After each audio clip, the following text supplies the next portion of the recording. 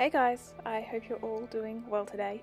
Today I am bringing you along with me to do a bit of a gouache study, just painting some of my favourite vegetables. I have owned my gouache set for over 4 years and have hardly touched it. I did actually paint a video, that's not right. I did actually make a video of a painting last year of an orca and I absolutely love that painting. I'll try and link it down below if I remember. And that was probably the last time I used gouache, and the first time I really used gouache as well. And I don't think it's uncommon amongst the art community or artists who aren't confident with using gouache to be a bit timid or hesitant about really going in and being willing to use a whole heap of gouache to get good at it or to get practice with it, because gouache is so expensive depending on the brand you get. It's not a cheap medium. But ever since I went to Japan, I know I mention it all the time, but I bought a heap of Holbein gouache and I have not touched them. I don't think I've opened them. I've looked at them, but I haven't opened them or used them. So the gouache I'm using today are my Winsor & Newton gouache. And the reason why I'm not using my Holbein is, one, because just using the Winsor & Newton set limits me to the 10 colours and I won't get overwhelmed trying to pick out all these convenient colours to paint with. And two, because I feel like I really need to just use this paint. I need to use all of my Winsor & Newton paint and get through those tubes, and it's just a little bit of a goal to get rid of them. And it's not because I don't like the brand or the quality of them. I think the Winsor & Newton gouache sets are known to be a pretty high quality gouache, and I believe the same is of Holbein, even though I haven't tried them and I can't compare them. Winsor & Newton is the only gouache I've ever used, besides the white art spectrum gouache that I have, which I also use today. And I have no intention of only using this set until they're used up and not touching my Holbein ones. But I think by deciding that this set is a set to be used, and I hope I feel the same about the Holbein, but by deciding that this set is a set to be used, I am eliminating that timidness to squirt a whole heap of it onto my palette. And I don't want to be wasteful with it, but I don't want to be so timid that I'm trying to ration my paint, my expensive paint, to make it last. Like, I want to get good at gouache, so I'm going to use my gouache. Now, in this painting I worked kind of in sections, I suppose. I worked based on the colours that I'd be using because I didn't have that much mixing space, and I am not good at rationing my mixing space. I'm much better at rationing my gouache. But yeah, so I decided to kind of stick with the purpley pink veggies, and then I moved on to these mushrooms, and then I pulled out another palette to go with the other veggies because they were all kind of green, and it just, I guess, helped me separate my colours a bit. The reason that I decided to do studies of vegetables was kind of, I guess, I am planning on doing portraits and things like that, but I kind of wanted to start off more basic with shape and form, and building something a little less complex, in my opinion, than a face or than a hand. And although like these vegetables did have a lot of other colours beyond, you know, that red onion isn't just this pink colour, like it had a lot more colours in it, I found it was a lot more of a simple colour palette than I might find in skin.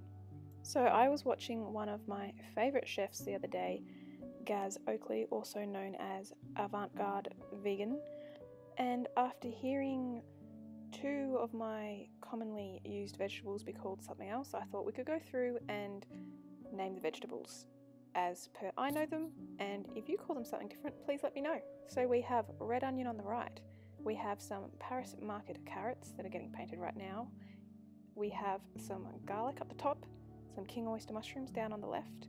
At the top right we're going to have some zucchini, also known I believe as courgette, and the final one to be painted will be bok choy. Now I have to be honest, I know I said these were my favourite vegetables. I have never had these little round carrots in my life. I tried to grow them once, and I have been saying for the past 6 months that I would try and resow some seeds that I still have, but I'm yet to have a Paris market carrot grow successfully, nor do they sell them at my stall.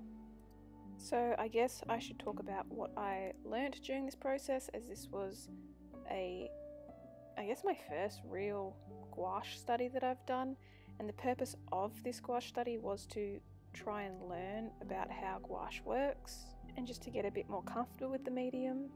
So one thing that I found was very helpful for me was working on multiple vegetables at once, and that is because of patience. I'd lay down I'd try and make it more of a wash than a more opaque layer. I wasn't always successful at doing that, but I'd lay down the wash and then move on to the next, and by the time I came back to that vegetable, that wash was dry, and then I would pretty fully render it in the next sitting. And I didn't use my heat gun for this like I often do with watercolour. I just wasn't sure how that works with gouache, so that's something to explore. But yeah, I just found it was really helpful to have a dried base layer to work off, and then I'd render on top of that. And I guess I should note right now, the carrots might be a little bit out of proportion in regards to carrot size to sprout size, I suppose. The greeny bits, the leaves.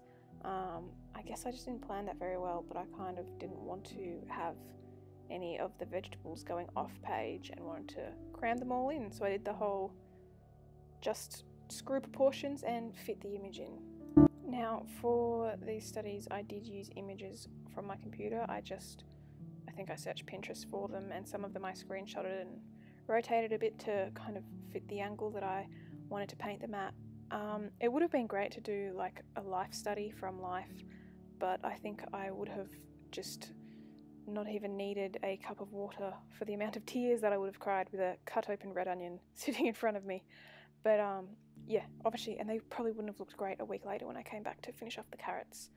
But doing some more life study is on my list of things to do. I also, when things start to open up again, obviously I live in Melbourne and I'm under lockdown, I'd love to do some life drawing, and I would also like to paint my peach tree that's about to go into blossom when it goes into blossom, but something's telling me I probably won't prioritise doing that. Overall though, I am pretty happy with how this spread turned out. If I were to pick a weak point, I think would be either the mushrooms or the carrots, and I learned during this study that I definitely prefer eating these vegetables as opposed to painting them. I don't think I feel the need to paint vegetables again anytime soon. We are nearing the end of the video now, so if you have stuck with me throughout this gouache study, thank you so much. If you like this video, please do give it a thumbs up, and if you want to see more videos, feel free to subscribe.